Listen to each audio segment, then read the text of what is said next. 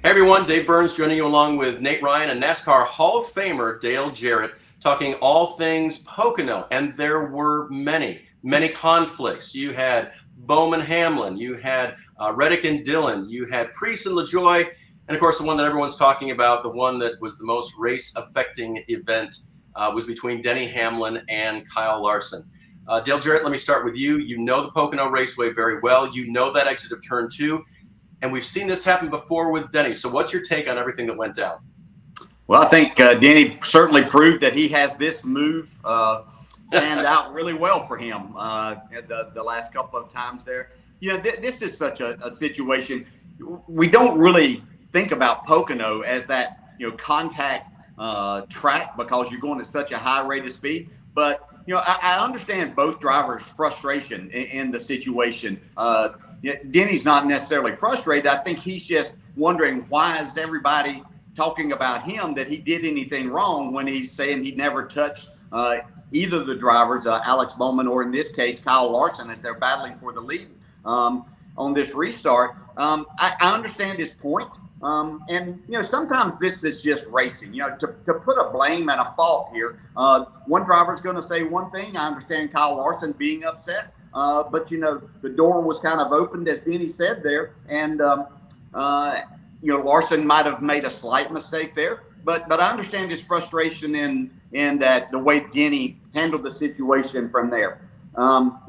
You hear the drivers talk, talk is cheap. I don't know what's going to come from this, but it is certainly setting us up for the playoffs to be probably more exciting than we might have anticipated this year being, because I think this is just kind of a foreshadowing of what we have to come in the playoff with two of the drivers that we know could be a part of the championship four in Phoenix.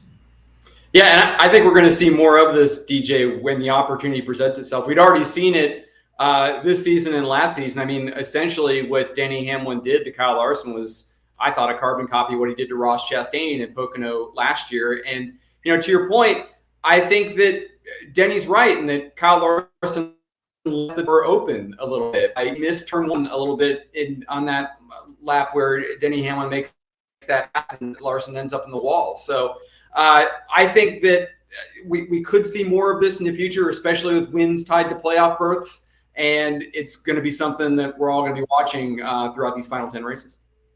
And Nate, you've written about scenarios like this before on NBCSports.com, where drivers seem to get pushed to a certain point.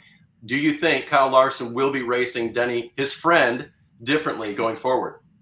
Yeah, I think they are going to remain friends off the track, Dave. I think that Kyle Larson has this unique ability to compartmentalize what happens on the track versus what he does off of the track. And certainly we've seen in the past that he and Denny play golf together frequently and hang out together. And, he made light of that in his interview with Kim Kuhn right after the Pocono race. Yeah, I have to say that I think that from this point forward, Kyle Larson has to race Denny Hamlin differently. If he wants respect in the garage area, on the racetrack, from not only Denny Hamlin, but from other drivers, Kyle Larson must take a stand at this point in time. There's only so much that you can take, when you're racing. Every driver goes through these situations.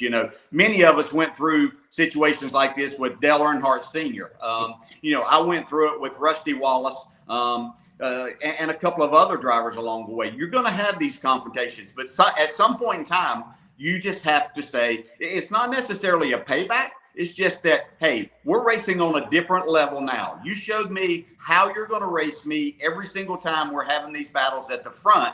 Now I'm basically putting my foot down and saying, this is what you can expect back from me. And if Kyle Larson gets in that situation, he's going to have to show Denny Hamlin exactly what he's talking about. So, Denny has proven to us that he is not afraid to race hard. He doesn't care what the consequences may bring. And he doesn't really seem to care, that much what the fans think about it, obviously. And, as I watched this on Sunday and everything unfold, made me wonder, Ross Chastain's probably saying, thanks, Denny. You're taking the pressure off me a little bit here. Everybody else is talking about you being this bad guy now. Folks, that's why you have to watch. You never know when these drivers with long memories are going to take action. Hi, I'm Parker Kligerman. For more access like this from Pit Road, be sure to click and subscribe to the Motorsports on NBC YouTube channel.